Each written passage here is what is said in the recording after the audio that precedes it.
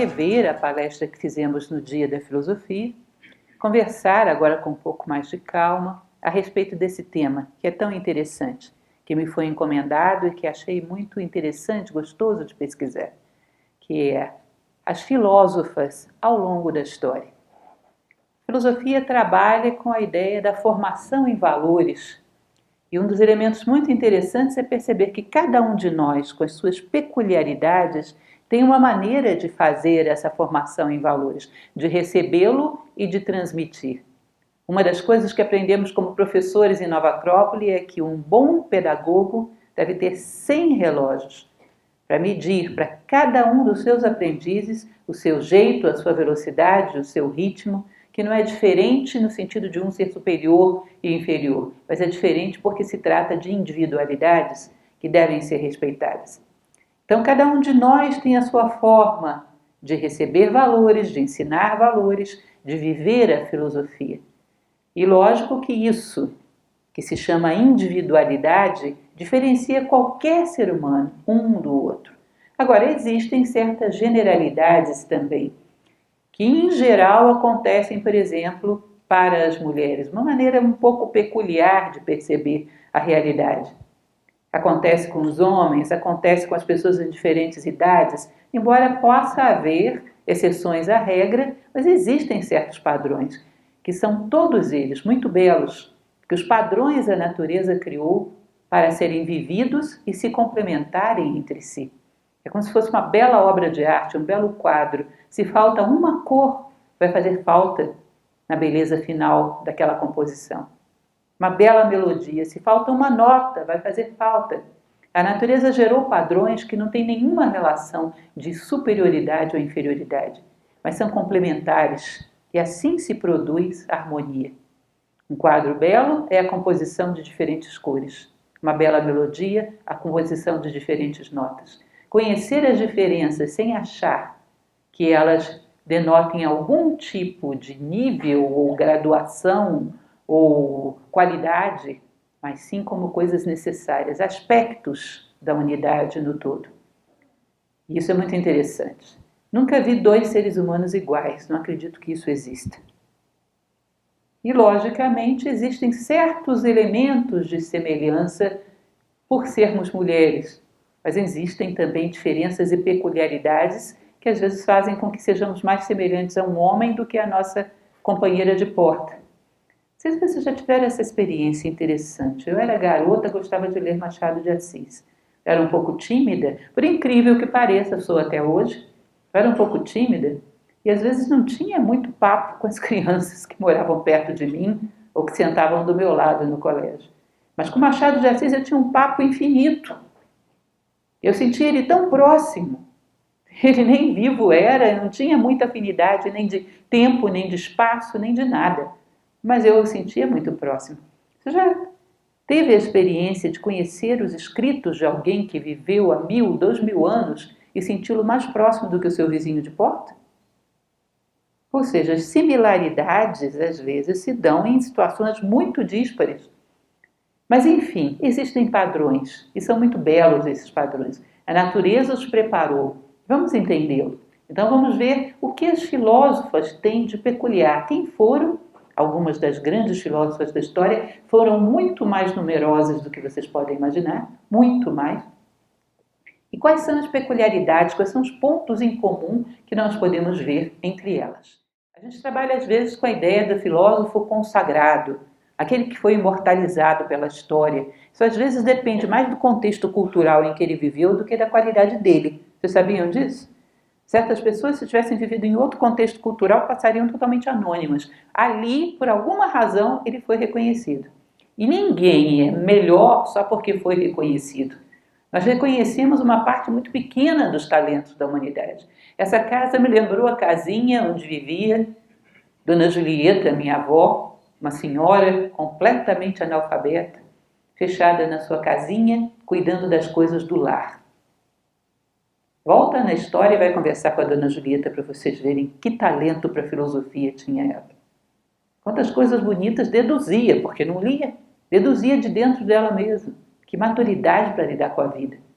Como era filosófica minha avó. E quantas Dona Julietas deve ter existido, fechadas em casinhas assim.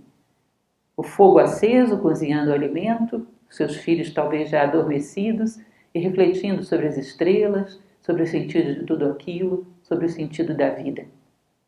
A minha avó fazia os seus bolinhos de arroz com feijão e ia matutar, e saía de lá com coisas super interessantes. Quantas mulheres devem ter existido, matutando em casinhas como essa? Coisas brilhantes, que talvez não tenha havido ainda um filósofo consagrado que seja capaz de conceber a filosofia que deve ter nascido aí. Ou seja, não levem muito, tão a sério essa história do consagrado. Consagrado por quem? Se houvesse um ser, e eu creio em Deus, mas que estivesse apto a fazer seleção de grandes filósofos da humanidade, que ele não se presta a isso, eu acredito, digo honestamente a vocês, uma seleção de grandes filósofos da humanidade feita por um ser onipotente e onisciente, eu acho que mais de 90% dos nomes seriam desconhecidos para nós. Eu acredito nisso. Então, minha homenagem silenciosa, em primeiro lugar, a essas filósofas, como a minha avó, totalmente sem instrução, e que me deu as primeiras luzes da filosofia que eu pude conhecer na minha vida. Como eu falei para vocês, essa imortalidade seletiva, essa consagração fortuita, traz à tona uma série de nomes, mas nem todos esses nomes dá para a gente considerar, aqui ter critério. Recentemente eu fiz uma palestra, inclusive, sobre isso, perguntando, você tem uma voz ou um eco? Sabe o que eu quero dizer com isso? Que nem todo mundo que é consagrado necessariamente é bom.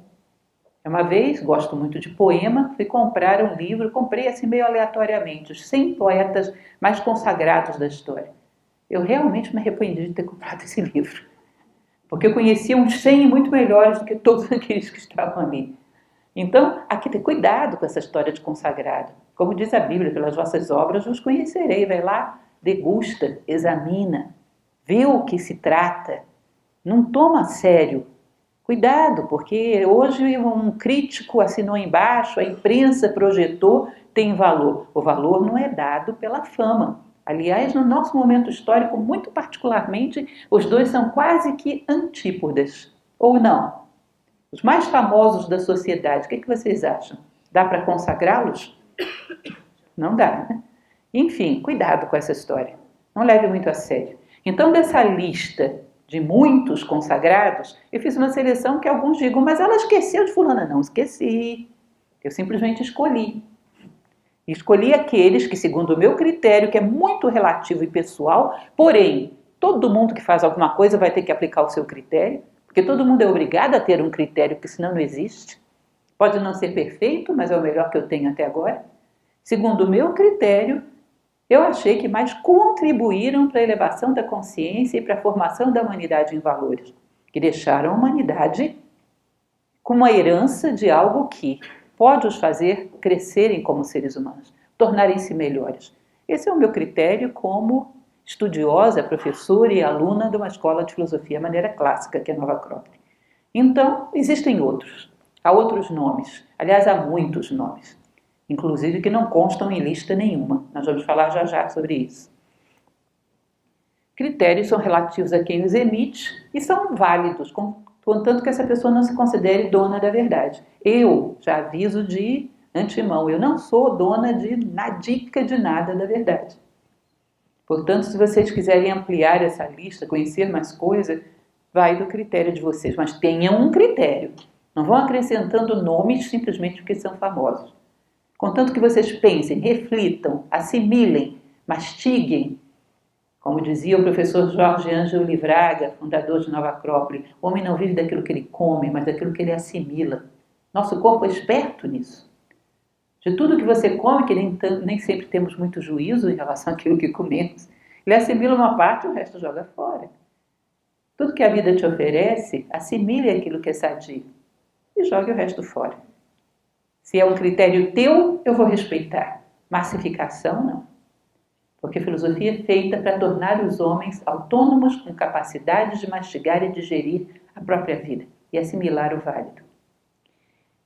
David Hume, ele costumava dizer que existe um método infalível para julgar as coisas.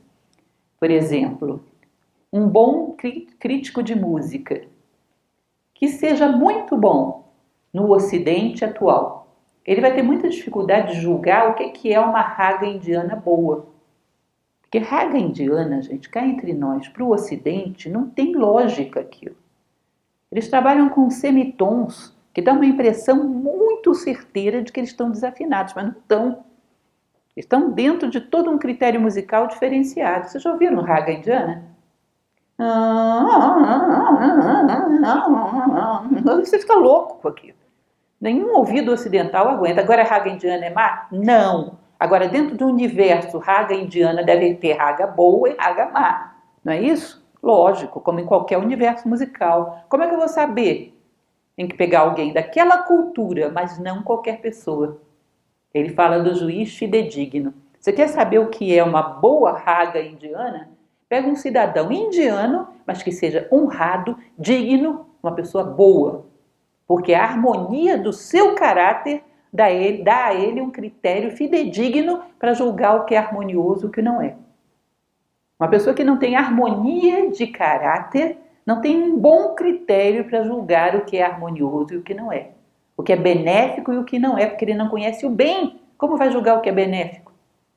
O que tem qualidade ou o que não tem, porque o seu caráter não tem qualidade. Portanto, ele não tem muito critério para mensurar.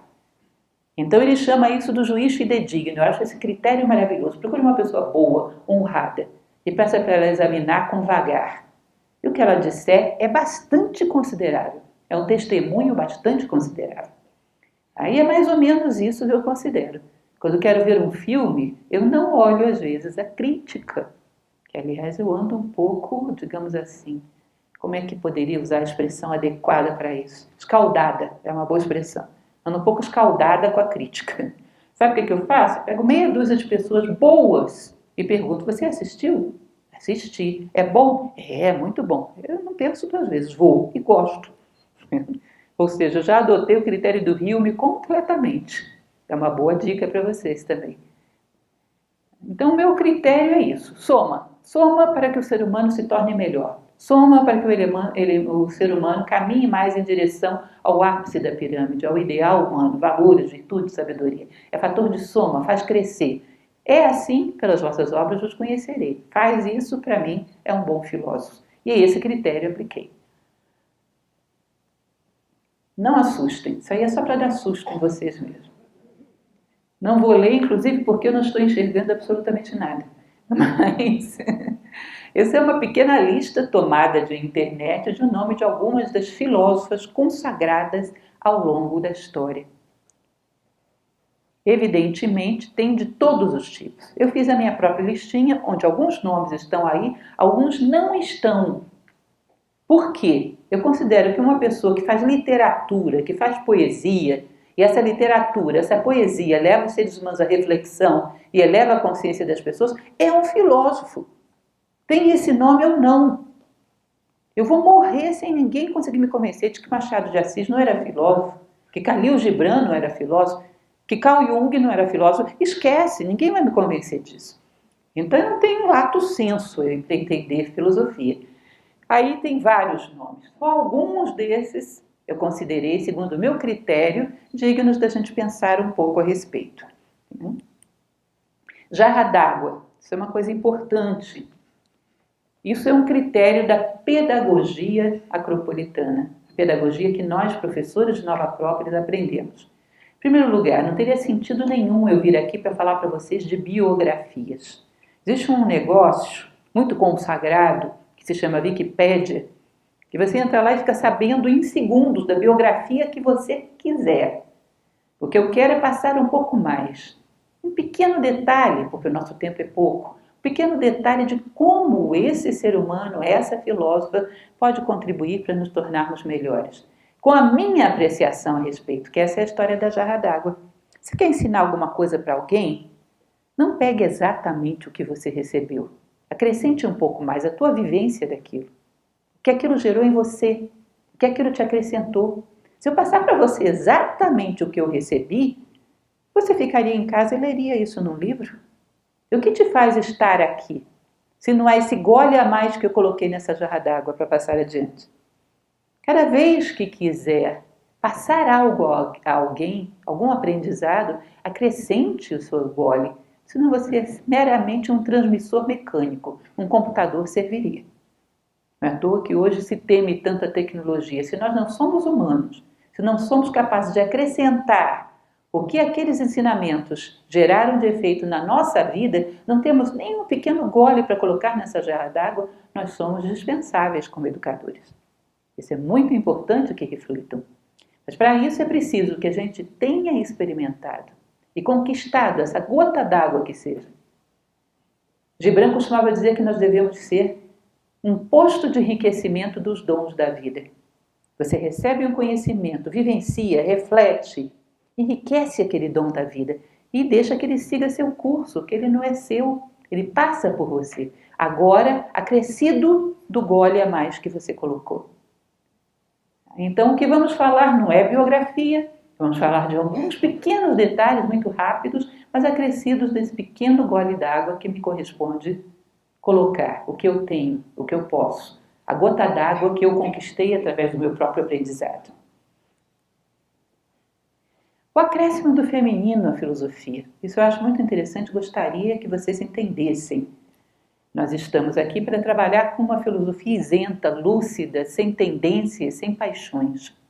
E nós sabemos que existem elementos que cada um de nós aporta à humanidade, individualmente. E que se nós não damos o nosso recado ao mundo, o recado que vai ser dado ao mundo vai estar incompleto, como uma sinfonia na qual falta uma nota. E que cada um de nós tem peculiaridades, como eu falava de início. A peculiaridade do feminino, sabe o que é? Autoridade humana, pensar sentindo. Toda a humanidade precisa disso, porém é muito mais facilmente canalizável pela natureza humana. Já foi tempo que as pessoas pensavam que para transmitir conhecimento bastava racionalidade. O mundo inteiro está revertendo isso.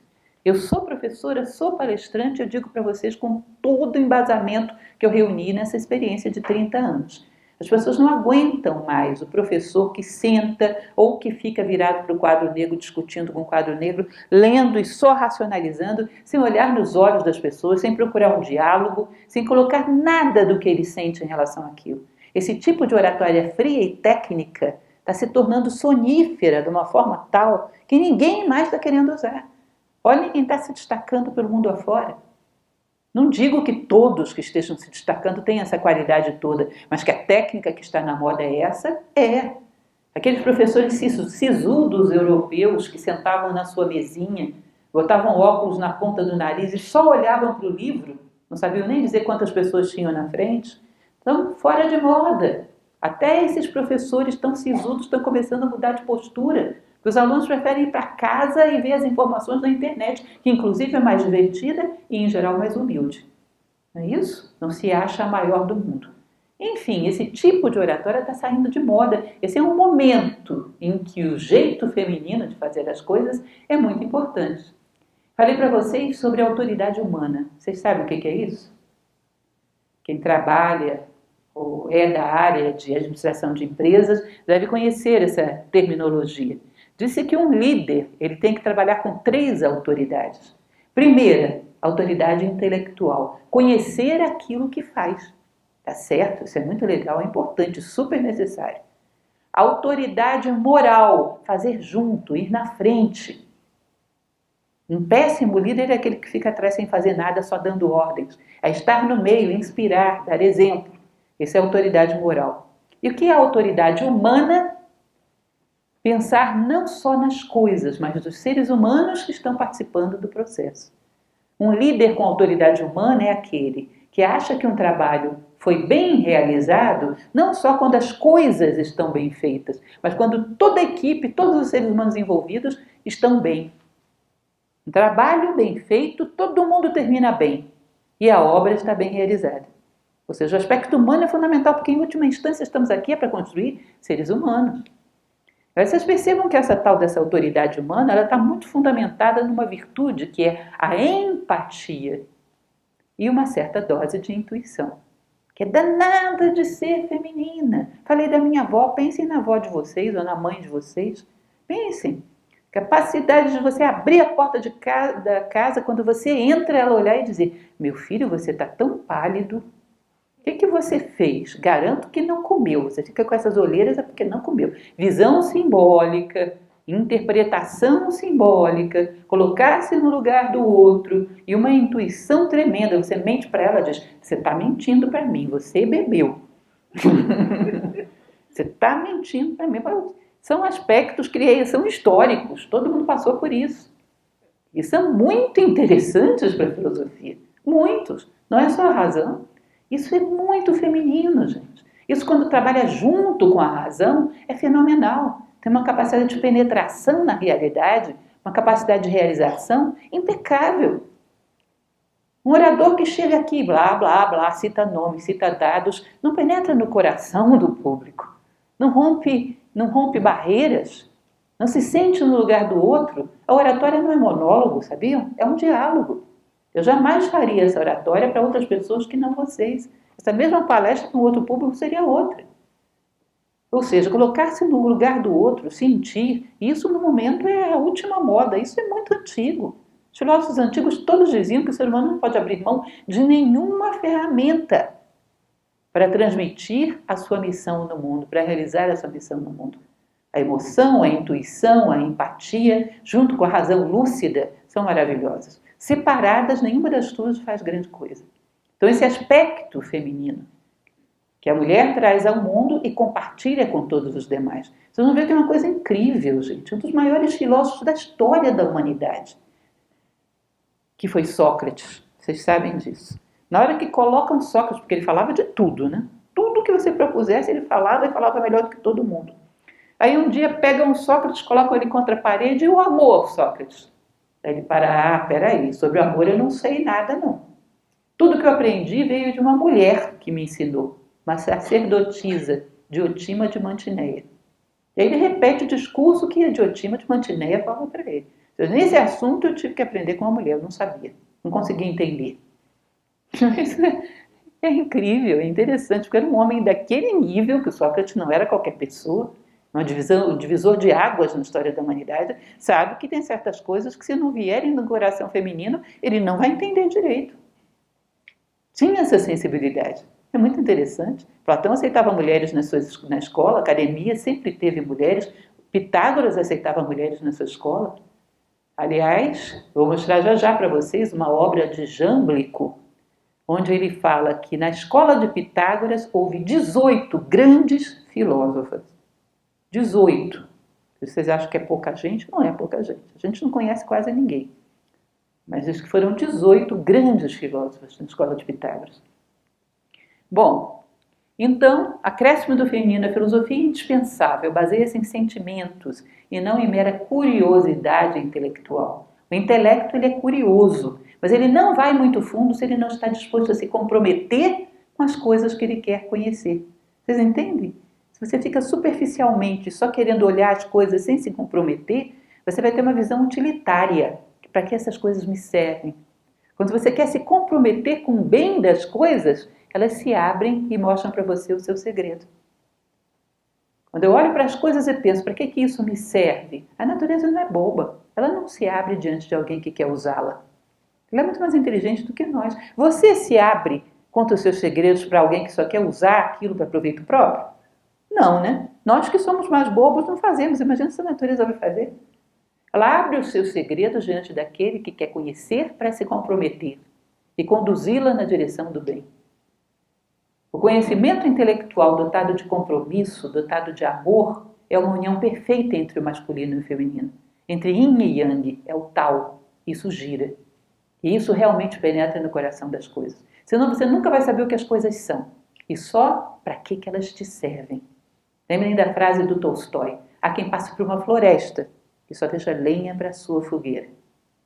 Mais ou menos assim que nos comportamos quando isolamos a polaridade feminina do conhecimento. É uma curiosidade intelectual sem compromisso. Amar é ciência, é construção de vias. A razão equaciona e o amor humaniza. Assim como a razão é elevada nos seus temas pelo amor, o amor é depurado do seu egoísmo pela razão. E os dois juntos são infalíveis. Trabalham muito bem. Então, a conjugação dos atributos masculino e feminino faz com que um depure o outro, mutuamente. O amor se eleva quando anda junto com a razão lúcida. E a razão se torna altruísta quando anda junto com o amor. Não trabalha apenas para benefícios pessoais. Continuando na nossa história, para irmos mais rápido, né? Porque senão não começamos com as filósofas. Eu trouxe só esse pedacinho de um poema meu, ousadia minha, né? Mas só para ilustrar para vocês a importância dessa ideia de encontrar uma pessoa com sentimentos. Quantos vocês já encontraram? Sentimentos, não paixões, nem carências. Sentimentos altruístas profundos, daquele ser humano que procura ser melhor para beneficiar aqueles que ama. Daquele que pensa em não como fazer o outro amá-lo, mas em fazer o outro crescer. Uma pessoa assim é uma pérola.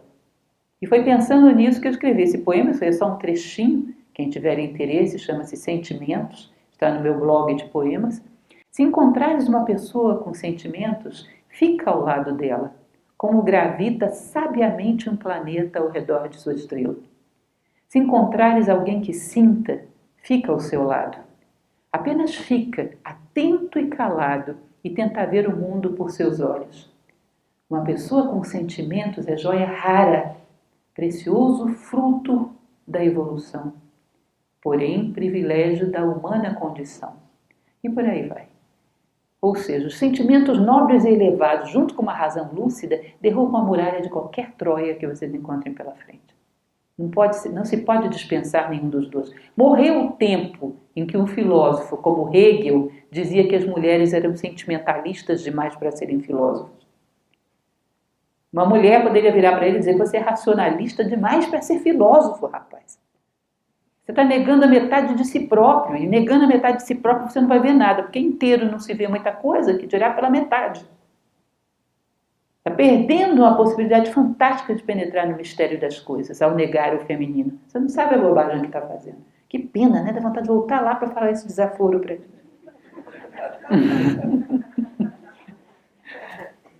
Mas falamos agora e repercute pela eternidade. E aí vamos, sim, as filósofas que selecionei. A primeira delas não poderia ser outra, Diotima de Mantineia, aquela que no diálogo platônico do banquete ensina o amor para Sócrates. Você vai dizer: isso deve ser invenção de Platão, ele escreveu isso no livro dele, isso é um personagem imaginário. Entre aspas, vamos considerar o seguinte: em primeiro lugar, Mantineia existia. Era uma escola iniciática onde viviam várias sacerdotisas. Segundo lugar, todo mundo, ou quase todo mundo nos livros de Platão eram personagens reais. Ele não costumava inventar personagens, ele pegava o nome de pessoas reais. Para quem conhece A República de Platão, que é talvez o seu livro mais famoso, não digo que o mais belo, porque tem vários lindos, mas o mais famoso, os personagens principais são os dois irmãos dele, Platão, Adimanto e Glauco. Ali foi realmente uma vingança, porque ele passa o livro inteiro implicando com Glauco. Na hora de jogar o personagem dentro do oceano para ver como é que ficaria o corpo dele depois de resgatado, ele joga o Glauco, que é o mito do Glauco marinho. Ou seja, eram os irmãos dele que estavam ali contracenando com Sócrates no diálogo. Grande parte, ele coloca os sofistas da época, um diálogo que eu amo, que é Gorgias. Gorgias existia, Cállicles, que é o sofista que discute com ele, existia. São personagens históricos. Por que carga d'água só Diotima não seria? Ou seja, isso é meio improvável. E o que ela ensina para Sócrates sobre o amor é uma coisa linda, gente. Deixa eu ler essa frase para vocês e depois a gente explica um pouco mais. Com efeito, uma das coisas mais belas é a sabedoria. E o amor é o amor pelo belo, de modo que é forçoso o amor ser filósofo. E sendo filósofo, estar entre o sábio e o ignorante.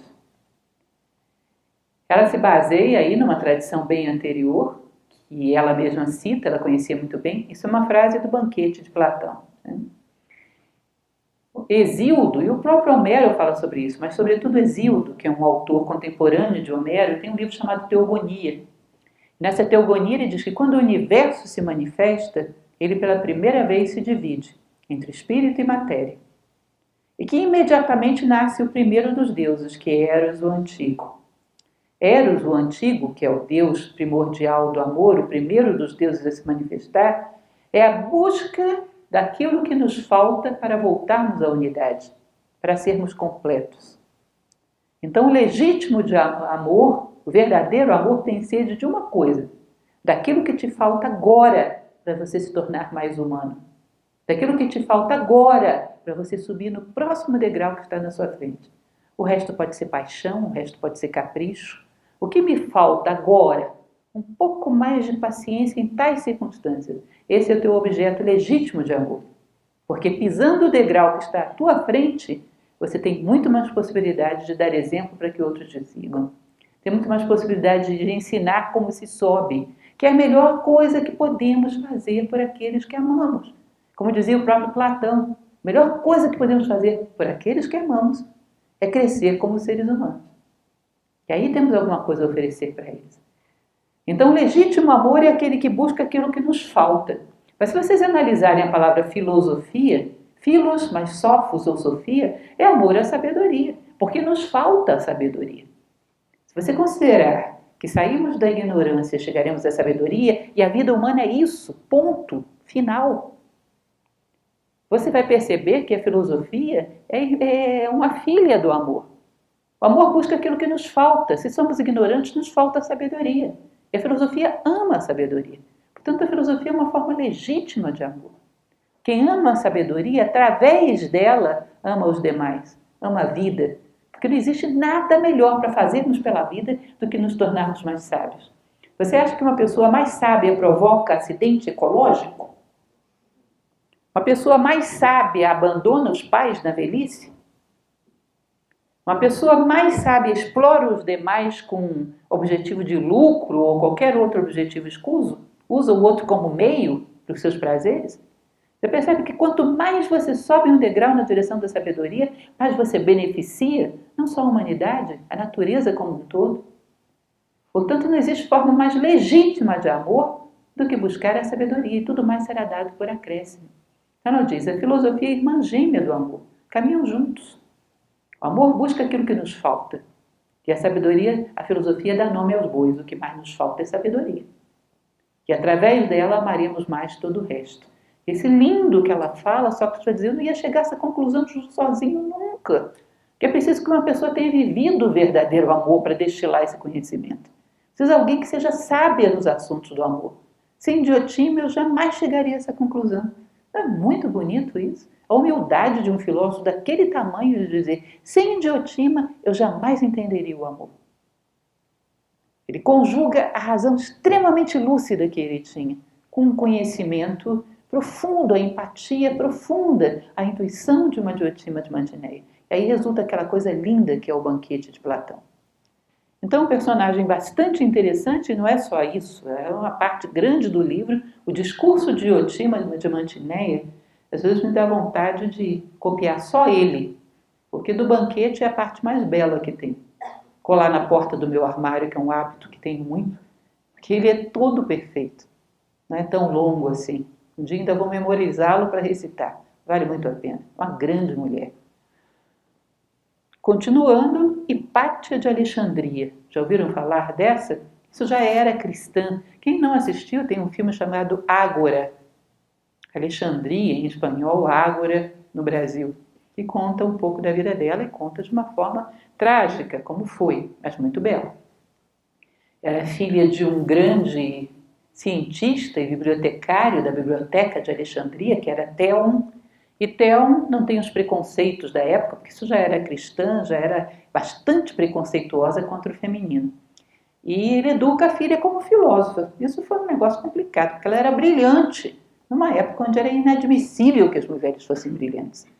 Ela era uma grande bibliotecária de Alexandria, uma mestre em vários assuntos, muito interessada em ciência, e isso acabou sendo incômodo para essa época do cristianismo primitivo, parecia diabólico, parecia não inspirado nos ensinamentos cristãos. Ela acabou sendo lapidada viva na rua, morta por fanáticos cristãos.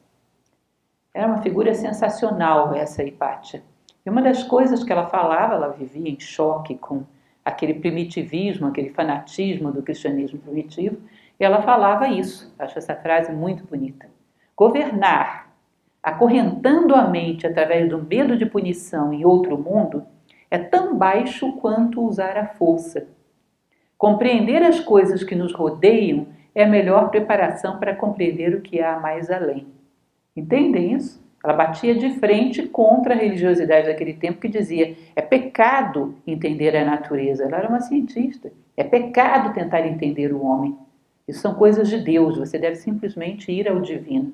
Ela dizia: compreender as coisas desse mundo é uma via de percepção da inteligência divina. É uma via segura até Deus. A compreensão não afasta de Deus, é um atributo dele. Conduz para ele. E forçar as pessoas a acorrentar a mente através do medo de punição nesse mundo ou no outro é uma forma de escravidão terrível. É a maneira dela de dizer algo que uma outra grande pensadora, não contemporânea, viveu aí uns 8 séculos mais tarde, mas brilhante também, chamada Rabia Adaviá, também dizia.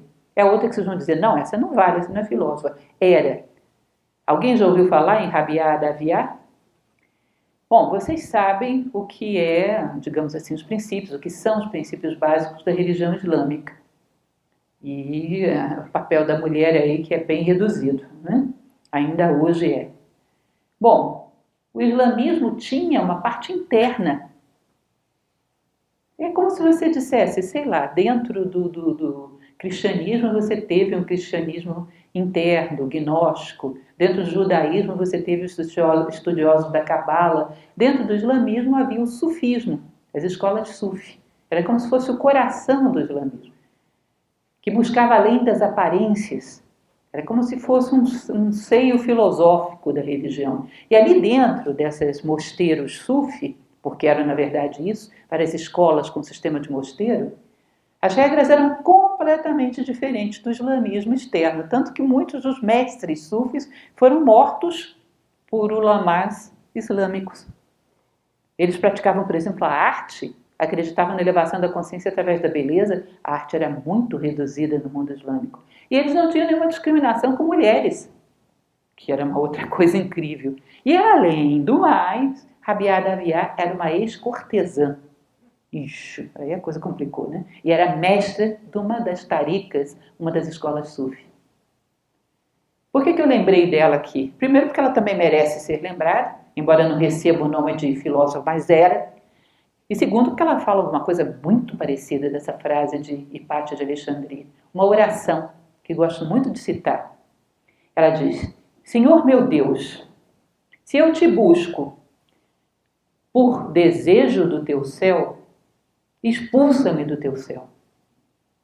Se eu te busco por medo do teu inferno, queima-me no teu inferno. Mas se eu te busco apenas pelo que és, recebe-me no seio da tua glória.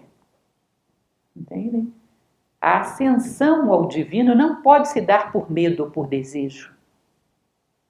Isso é adestramento. Se você assim, todos os rebanhos do mundo estavam no sagrado. Isso é adestramento. A ascensão divina se dá por consciência. Quanto mais desperta a consciência, mais se aproxima do metafísico. É a mesma coisa que Hipátia falava. Do outro lado do mundo, do outro lado da história. Vocês percebem que existe uma árvore no alto da montanha. Todo mundo que subiu até uma certa altura dessa montanha vê a mesma coisa, uma árvore. Do lado de cá, uma neoplatônica de Alexandria. Do lado de lá, uma mestra sufista. Mas do que elas estão falando? De uma árvore. É isso. Em línguas, em tempos, em momentos diferentes. O que elas dizem aí? Não tente fazer as pessoas terem uma relação com Deus, com a verdade, seja lá o que for, por medo e por desejo. Não funciona. Não ameace as pessoas se elas tiverem compreensão. Porque a compreensão é uma via de ascensão, porque é um atributo divino. Nós nos aproximamos de Deus através dos seus atributos. Assim como nos aproximamos das pessoas. Por que eu me aproximo de você? Porque você é bondosa, generosa pelos teus atributos. Eu não posso chegar e dizer, eu gosto dela, mas eu não gosto do jeito que ela fala, do jeito que ela anda, do jeito que ela vive. Você vai dizer, não, você não gosta dela. Com Deus é a mesma coisa. Se eu amo a Deus, eu amo os seus atributos. E a compreensão, a inteligência, a vontade, o amor, São alguns deles. E através deles eu me aproximo de Deus. Entendem essa ideia? Ousadíssima para uma época como essa que ela vivia.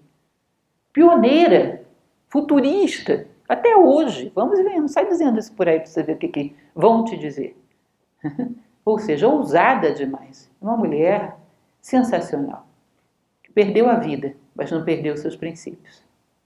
Que é o fundamental. Continuando. Aquilo que eu falei para vocês, Jâmblico, que é um filósofo bem interessante da Academia Tardia, ele faz um catálogo de pitagóricos ilustres.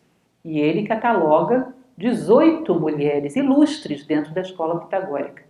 Claro que ainda era uma minoria, eram 224 homens na lista dele e 18 mulheres. Mas vamos e venhamos, eles estavam numa Grécia onde a mulher não tinha grande valor. Eles estavam num mundo, em geral, onde a mulher não tinha grande valor. De onde é que Pitágoras tirou essas 18 mulheres dispostas a abandonar tudo para se dedicar à filosofia? Eram muito corajosas, eram pioneiras. É muita mulher para aquele contexto histórico, vocês não acham? Significa que o amor à filosofia estava vibrante a ponto de correrem um risco desse, porque não tinha volta. Uma mulher que entrava numa carreira dessa, imagina, desisti, voltei para casa, a sociedade aceitaria? Não tinha volta. Era uma pessoa estigmatizada para o resto da vida. E 18 foram lá, ficaram e se tornaram brilhantes. Ou seja, contra tudo, contra todos, elas foram e fizeram. Isso é importante saber. Não pensem, é insignificante o número. Não, não é insignificante. Fora aquelas que eu falei para vocês que nunca puderam sair de casa e que eram também filósofas, algumas se aventuraram e foram grandes filósofas. Júlia Dona, essa figura é muito interessante. Ela era esposa do imperador romano Septímio Severo, aí no século 2, 3 depois de Cristo. Uma época interessante, né, onde a filosofia estava totalmente fora de moda. Cristianismo nascente, a filosofia grega, a filosofia antiga, toda estava sendo vista com um certo olhar de canto de olho, né, com uma coisa meio duvidosa. Ela tinha uma característica, ela amava a filosofia, para começo de conversa. Me digam onde que uma mulher, nesse contexto histórico, aprendeu a amar a filosofia. Quem ensinou isso para uma mulher? Foi uma iniciativa dela, um reconhecimento dela. Ela foi atrás. Quando ela se torna esposa do imperador, ela gera um círculo de filósofos dentro do palácio imperial. Ela fazia uma espécie, como nós chamaríamos hoje, de um sarau só de filósofos. Grandes, ilustres da época. E não só isso, ela começou a patrocinar a realização de obras. A grande ousadia dela foi quando ela soube que existia um escrito, que era de um jovem chamado Damis, morreu bastante jovem. Esse jovem era discípulo de um homem chamado Apolônio de Tiana. Esse Apolônio de Tiana foi um grande filósofo, que viveu contemporâneo a Jesus Cristo. Portanto, a igreja nascente procurava apagar a sua biografia de tudo quanto é jeito, para que não concorressem os dois personagens dentro do mesmo palco. Ela diz, olha, mais um século e não existirá mais esse esboço de Damis, porque Damis acompanhava o seu mestre, Apolônio era sensacional, e escrevia, redigia, foi a única coisa que restou. Ela disse, um século e não existirá esse diário de Damis, vai acabar sendo destruído. Aí ela chama um dos escritores brilhantes da época, que era esse Flávio Filóstrato, e encomenda a ele que escrevesse a vida de Apolônio de Tiana. Esse livro existe hoje, gente. Hoje nós podemos saber que existiu Apolônio de Tiana, um mestre genial, porque ela quis deixar essa herança para o futuro. Então você não sabe como chegou à nossa mão a vida de Apolônio de Tiana, como soubemos que Apolônio de Tiana existiu, por causa dessa mulher. Ela não chegou nem a ver a obra pronta, morreu. Mas ela deixou a obra paga, para que Flávio Filóstrato transformasse aquele diário de Damis num livro e o protegesse para que chegasse ao futuro. Ela dizia algo muito precioso para se perder. Gente, o imperador, nessa época, profundamente comprometido com o cristianismo. Que ousadia, que coragem e que percepção de valor de algo, que naquela época não tinha valor para ninguém. Isso é identidade. Sabe o que é uma coisa totalmente fora de moda? Quem queria saber de Apolônio de Tiana? num contexto como esse, cristianismo primitivo. A ousadia, a inteligência, mais do que isso, a intuição de perceber que ali havia uma pérola e querer entregá-la para o futuro, numa situação que colocava em risco, inclusive, a sua imagem como esposa do imperador.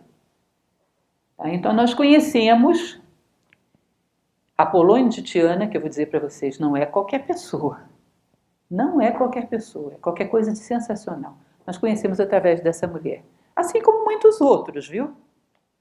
Eu já falei em várias palestras sobre Khalil Gibran. Eu digo para vocês, a obra de Khalil Gibran foi escrita a 4 mãos. Por trás dele havia uma mulher chamada Mary Haskell, que escreveu, por exemplo, o Profeta junto com ele.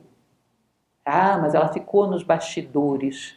Olha, é um momento histórico onde as mulheres ficavam nos bastidores, mas que ela teve o altruísmo, o valor de querer deixar para o futuro o depoimento da grandeza daquelas ideias, teve. Talvez não dessem tanta importância assim em imortalizar os seus nomes, mas queriam deixar um depoimento de algo grandioso para o futuro. Sem Mary Haskell não teria existido Khalil Gibran. Sem Júlia Dona não saberíamos nem que existiu o Apolônio de Tiana. É muito bonito isso, gente, muito forte. Isso foi uma vida. Ela poderia ter perdido tudo.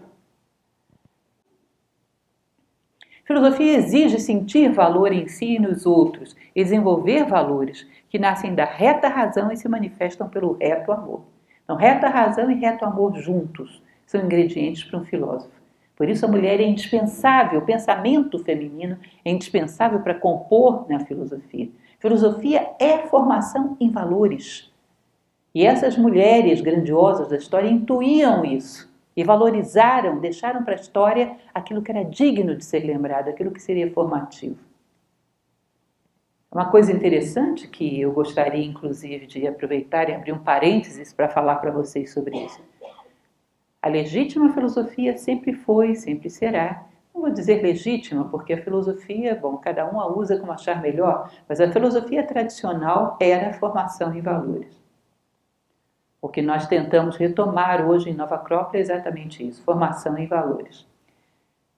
Eu gostaria de abrir um pequeno parênteses, porque talvez alguns de vocês saibam, tem muitas palestras no YouTube, e como nós temos uma tendência hoje em dia a sermos muito personalistas, as pessoas me escrevem com as melhores intenções do mundo, eu agradeço muito por isso.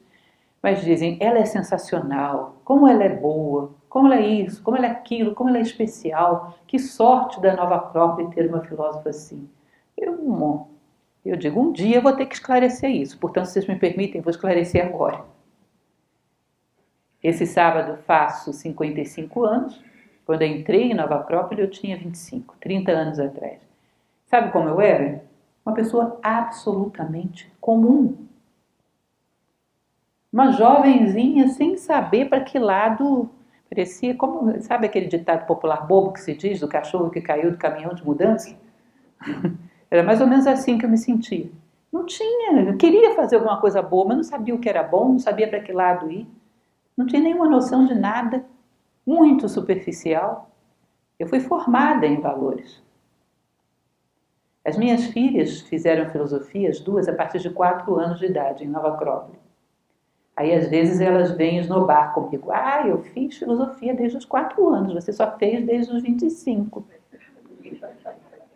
Aí eu falo para elas, minhas filhas, quando eu entrei em Nova Acrópole, meu corpo tinha 25, mas a minha mente devia ter menos que 4.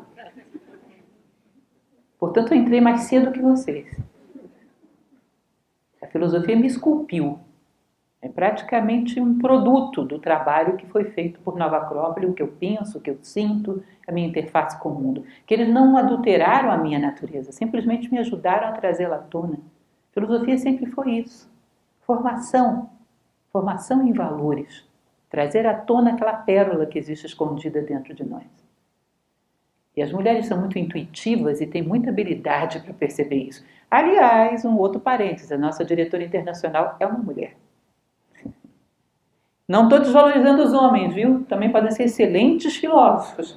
Mas é importante entenderem esse aspecto fundamental na busca da sabedoria que o feminino é capaz de